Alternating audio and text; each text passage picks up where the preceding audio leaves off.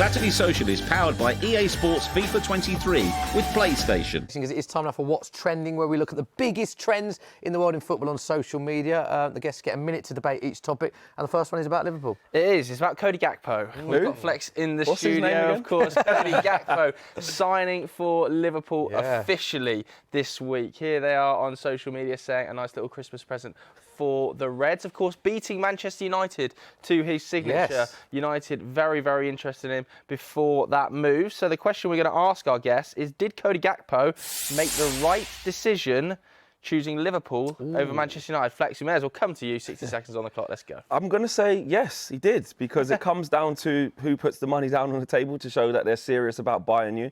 If you're thinking about the career development that he's probably going to have under Jurgen Klopp, whose track record of improving players is just ridiculous. Yeah. I can't, as a Manchester United fan, although I'm a bit salty of missing out on him, I can't sit here and say he's not going to do well under those conditions. So for him and his career, I actually wish him well, and we didn't have the money and didn't put up the right infrastructure to sign him, so I'm going to say yes. Yeah. Completely agree. If you have the choice over Liverpool and United right now, you pick Liverpool. Everything in that club right now is perfect for them to go ahead and push for another Premier League, go for the Champions League again. He's the replacement that they needed in that forward line, and he's going to fit the Liverpool system. The way they play football, I think it's perfect for Cody Gakpo. And if you look at the history of United transfers, it can get very toxic. So I think he made the right decision avoiding that one. That's changed now, though, because Ten Hag is changing around. Yeah, I agree with that. Yeah, that's true. Yeah, we're going in. Flex, had to get that in, didn't Flex, he? I can't let it positivity. We messed up a little bit, but our signings are all right. They could have come there. Still not quite over the gap, yeah. I think something tells me. So let's move on then to trend number 2, and it involves a former Manchester United player, Cristiano Ronaldo, who joined Saudi Arabian club Al Nassr on a 2-year deal. We can see him holding up the shirt. Very lucrative deal, this one, Joe, wasn't it? 2-year deal he signed. That's one way of putting it. Yeah. Very lucrative indeed. So the next trend we're asking is, has Cristiano Ronaldo made the right decision? Theo, you've got your head in your hands here, so we're going to come to you first. 60 seconds on the clock. What are you saying? Awful. Awful. I just don't know why. I don't know why he made the decision to go to Al Nassr, apart from financial reasons. There's no other incentive to go there. For a man that needs to end his legacy, potentially going to FC Porto, I saw links. That would have been perfect. Still an opportunity to play European football. That's the move he should have gone for. He doesn't need money. I know the contract is outstanding, but going to the Saudi League for him, I think he roasted Xavi for doing it at 36. He's now there 1 year later in his career. He can't roast anyone anymore. Correct decision. Correct decision. Correct decision. You said you wanted to play at the highest level possible, and people were saying nobody wants you, no one's offering. Just like the summer, just like now. So at the end of the day, you can't play at the highest level. You've got to go into the sort of early phases of retirement. Take the money. But it's just a shame, right? Because if we compare Messi and Ronaldo, there's no more debate. It's over. It's over now. He's created that. He sat on an interview and said, I want to do this. I want to be at the highest. I didn't know that Al Nassr play in the Champions League. What's that? Do you know what I mean? Are we missing something? Yeah.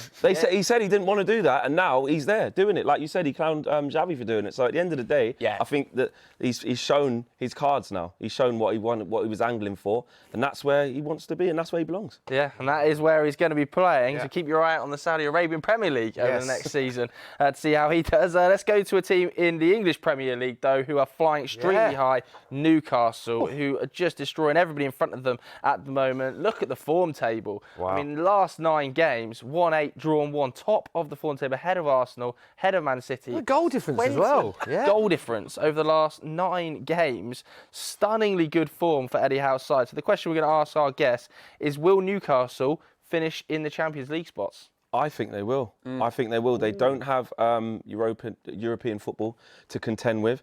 They are a really good outfit. I think they're going to go strong in January again. I think the ethos and the type of players they've been buying have been perfect for the level of development that they're at. They're not buying over the odds, they're not buying under the odds. And I think that they're going to be a force to be reckoned with that just won't go away. You know, when you kind of think of a team, they'll fall off. They'll fall. People have been saying it about Arsenal as well. They're still there. And I think Newcastle, they could forget just the top 4. They could finish 3rd or 2nd. I honestly do believe that. Ooh. I honestly do believe that. They are right in the mix, Theo. I mean, before Manchester City played Leeds, they were actually in 2nd in the table and leapfrogged them. So is that a legitimate claim? I completely agree. Eddie Howe has created this way of playing to bring the best out of all the lads. Like Almiron this season on 9 goals. the way he's turned it round. Everyone said every week, at some point, Newcastle are going to stop getting wins. They've proven it wrong. They're keeping that same level of form up. The way they're playing, I completely agree. Top 4 is happening for Newcastle. I think that's a good point. It's not just the players they've brought in, but it's the players that were already there that Eddie Howe's coached into better players. Amron and Joe Linton, who just look Joe like Linton, different yeah. players. Maximum's back, and he's put Joe Linton on the left wing. I think Eddie Howe needs a The lot defence is outstanding. lot of credit. Yeah. Tottenham is. But we've got to move on because we're going from the top half of the table to the bottom half of the table. We can have a look at it now. The reason we're talking about this is because look at how tight the Premier League is. It's just 7 points separating 11th to 20th, and there's some big teams in and around the relegation zone, aren't there? The likes of Leeds, Everton, West Ham. Impossible to predict the relegation places. So the next question we're asking is which manager in the bottom half is under the most pressure? 60 seconds on the clock. Theo, what do you think? Simple answer for me, I'd go straight to question what David Moyes is doing right now at West Ham after that 2-0 loss to Brentford. It's just not good enough. That was the final straw. They were already 4 losses in a row. They had a good amount of time during the World Cup to get their act together, and clearly after that game, they haven't. And the same goes for Frank Lampard, actually, but Everton looked a lot better. But it's just the attitude problem. 7 minutes in, you go 1-0 up against Wolves. Why are your players dancing? Why is Yerry Mina dancing? They went on to lose it. Goals. You can't be dancing. Look at Brazil. We realised at the World Cup, you can't be doing that. They went on to lose 2-1. It's not the right attitude, and that goes down to the manager.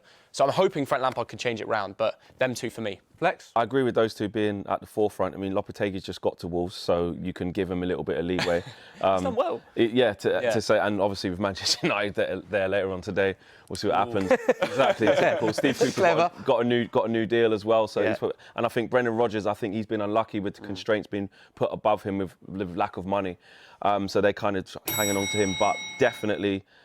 Frank Lampard's in big trouble, and I would definitely say David Moyes.